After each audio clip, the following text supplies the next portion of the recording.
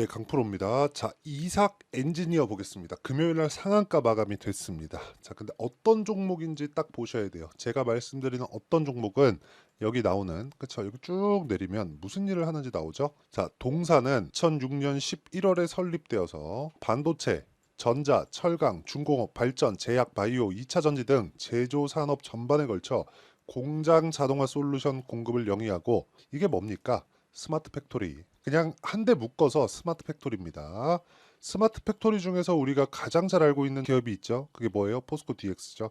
포스코 DX가 23년도에 어느 정도까지 올라갔나요? 10배 이상 올라갔습니다. 자, 그런 상황이 지금 벌어지고 있다. 자, 근데 여기서 일반적으로 얘기하는 스마트 팩토리, DX에서 하고 있는 뭐 공장 자동화 이런 것보다 지금 서버를 관리하는 그쪽으로 진출을 하고 있습니다. 자, 무슨 얘기냐면 AI 데이터 센터, 미국에서 뭐 델 컴퓨터나 슈퍼마이크로 컴퓨터나 이런 쪽에서 하고 있는 서버 관련된 내용들을 이삭 엔지니어가 한국에서 하고 있다고 보시면 됩니다. 그리고 KT가 지금 서버를 확충하기 위해서, 데이터 센터를 확충하기 위해서 굉장한 노력을 기울이고 있죠. 지금 전화국, 기존에 있는 전화국을, 그 전화국 자리를 데이터 센터로 바꾸겠다, 이런 발표를 이미 한 바가 있습니다. 그런 것에 대한 수혜를 받고 있다고 보시면 돼요. 그런데 실적 보겠습니다. 자, 실적 보면 그렇게 좋은 실적이 아니죠. 시가총액을 본다면 실적만큼 시가총액도 그렇게 높은 편이 아닙니다. 그런데 상한가를 가기 전에 뭘 만들었는지가 중요해요. 뭐예요? 신고가를 만들었다. 자, 그러면 우리는 고가 구간에서 어떻게 공략을 해야 되는지 그걸 판단하는 게 정말 중요합니다. 제가 오늘 드리고자 하는 이야기는 이삭 엔지니어링이 앞으로 어떤 식으로 주가가 올라가고 뭐 추가적으로 상승하기 위한 조건이 무엇이 나와야 되고, 그런 것보다 우리가 이런 종목군을 어떤 식으로 공략을 해야 되는지 그 내용에 대해서 이야기를 드릴 겁니다. 자, 내용 한번 보시면 제가 실제 매매한 타점을 가지고 이야기를 드릴게요. 자, 정확하게 제가 여기 매매한 내역을 보면 신고가 만들어 놓고 쭉 가서 매물 소화 거치고 반등을 확인하고 나서 뭘 했어요? 매수를 했다. 그런 다음에 하나, 둘, 셋, 4일째 상한가를 갔죠. 다음 주엔 당연히 매도하는 거죠. 자, 이걸 가지고 추가적으로 내가 뭘 할 거예요? 이게 아니라 올라가는 과정에서 확인하고, 대신에 신고가를 확인하고 나서 내가 매매를 했을 때 꾸준하게 수익을 볼 수 있는 환경을 갖출 수 있다. 그 이후에 지금까지 말씀드렸었던 뭐 데이터 센터 관련된 내용, 뭐 반도체 호황인 내용, 뭐 관련된 뭐 스마트 팩토리 관련된 내용, AI 관련된 내용, 이 모든 것들이 다 가격에 녹아 있기 때문에 우리가 판단해야 되는 부분은 언제 사서 언제 파는지에 대한 내용입니다. 자, 내용 보시면 이렇게 정확하게 신고가 만들어 놓고 조정 받았죠? 우린 이걸 뭐라 그래요? 눌림목. 그리고 수렴, 확산, 다시 수렴을 거친 이후에 뭘 만들었습니까? 매수 상한가. 그쵸?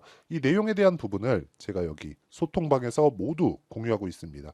자, 5월 23일 우리기술. 자, 우리기술도 최근에 강한 움직임을 보이고 있죠. 우리기술 같은 경우에도 보면 어떻습니까? 올라가는 구간에서 내가 매매를 했을 때 수익 전환을 시킬 수 있다는 점이 중요하고요. 그리고 이 내용에 대한 부분도 모두 소통방에서 공유를 하고 있으니까 매매하는 과정에서 내가 어떻게 판단해야 되고 어떻게 가격을 잡아야 될지 잘 모르겠다 하시는 분들은 소통방에 들어오시면 되고, 소통방은 무료로 진행하고 있습니다. 당연히 이삭 엔지니어링의 실시간 타점도 제가 무료로 공유를 해드리도록 할 테니까 구독과 좋아요 부탁드리고요. 상단에 있는 전화번호로 구독 또는 10억이라고 문자 보내주시면 제가 소통방 입장 링크를 순차적으로 공유를 해드리도록 하겠습니다.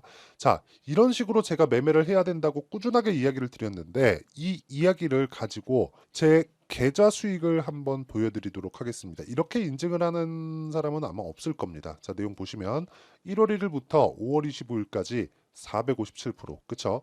이건 계좌 수익입니다. 그리고 계좌 수익은 조작이 불가능하고요.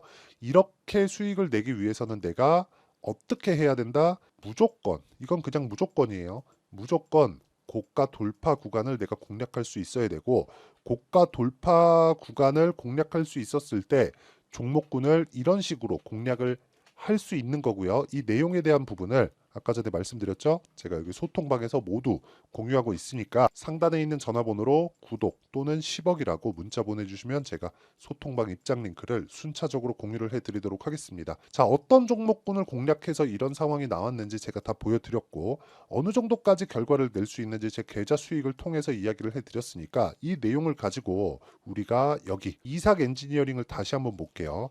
자, 지금 보면 시장은 안 좋죠. 시장 안 좋습니다. 지금 특히나 한국 시장 같은 경우에는 금요일 날도 코스피 1.2% 빠졌고요. 코스닥 0.85% 빠졌습니다. 이런 상황이 벌어지고 있는데도 불구하고 이삭 엔지니어링은 상한가 마감이 됐다는 점. 왜? 고가 매물을 소화했으니까. 주식은 고가 매물을 소화하는 게 중요한 겁니다. 근데 고가 매물 소화하려면 뭐가 들어와요? 돈이 들어오죠. 근데 그 돈을 자, 수급 한번 볼게요. 수급 한번 보면 이런 식이에요. 외국인이 17억을 매도하고 개인이 17억을 매수했는데 상한가를 가버렸어요. 실제 거래는 어느 정도 나왔습니까? 2,600억. 그러면 우리가 단순히 수급, 매매 동향이라 그러죠.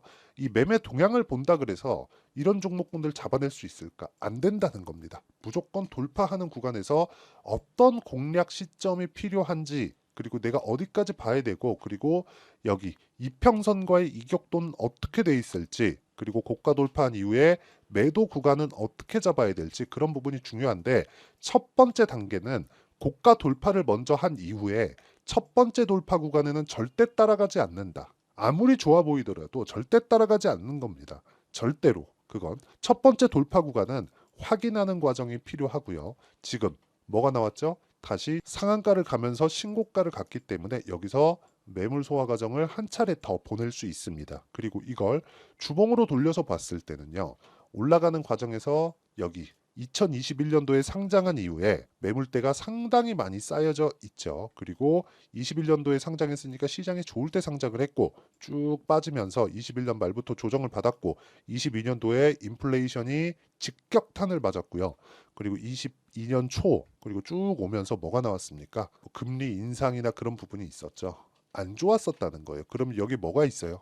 매물대가 있다. 다음 주 월요일 되면 물량 맞고 떨어질 겁니다. 거기서 매도를 하고 다시 매수할 수 있는 타점. 이게 가격 전략입니다. 하지만 이 가격 전략도 무분별하게 싸게 산다 그래서 내가 수익을 낼 수 있는 게 아니에요. 아까 전에 제가 타점에 대해서 보여드렸는데 이 내용을 보더라도 어떻습니까? 자, 보시면요. 이삭 엔지니어링. 자, 내용 보시면 어때요? 여기서 사지 않고 내려오는 구간 그 어디에서도 사지 않았습니다. 횡보하는 구간 어디에서도 매수하지 않았고요. 올라가는 구간을 확인하고 다시 올라갈 때 고가에 근접했을 때 그때 매도를 했다는 거죠.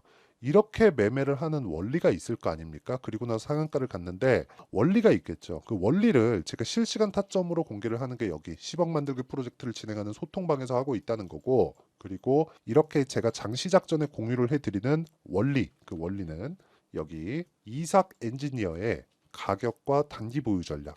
단기 보유 전략은 2주입니다. 2주. 2주 동안 내가 어떤 식으로 매매를 이끌어 갈 것인가. 그랬을 때 수익 전환을 시킬 수 있겠는가. 그러려면 가격을 얼마나 디테일하게 잡아야 되겠는가. 이 세 가지 내용을 제가 모두 다 공유를 해드리고 이삭 엔지니어링의 다음 주에 나온 매도 타점을 제가 실시간 타점으로 문자로 공유를 해드리도록 할 테니까 상단에 있는 전화번호로 이삭이라고 문자 보내주시는 분들에 한해서만 제가 단기 보유 전략 그리고 실시간 타점을 문자로 공유를 해드리도록 하겠습니다. 자, 내용 정리하면 그렇습니다. 주식시장은 미래 가치를 가격이 먼저 반영하기 때문에 가격이 먼저 반영하는 과정에서 고가 돌파가 나올 수밖에 없다. 이건 원리예요. 그냥 교과서예요. 암기 과목입니다. 그냥 외우세요. 그냥 외우시면 됩니다. 그러면 고가 돌파를 했을 때 뭐가 나와요? 1차 돌파 구간에서는 나는 매매하지 않는다. 확인만 한다. 확인하고 나서 눌림목이 나올 텐데 눌림목이 안 나오고 그냥 올라간다? 그럼 그냥 보내주세요. 이거 말고도 다른 종목들이 있습니다. 근데 다른 종목군들도 99%의 종목군들은 모두 신고가 달성 또는 고가 돌파 이후에 눌림목을 만들어내기 때문에 이 눌림목 구간에서 우리가 충분하게 타점을 잡을 수 있는 그런 환경이 중요하고요. 그 환경에 대한 내용, 전체적인 내용은 여기 소통방에서 다 다루고 있고요. 당연히 이삭 엔지니어링의 실시간 타점도 다 공유를 해드리고 있으니까 상단에 있는 전화번호로 구독 또는 10억이라고 문자 보내주시면 제가 소통방 입장 링크를 순차적으로 공유를 해드리고요.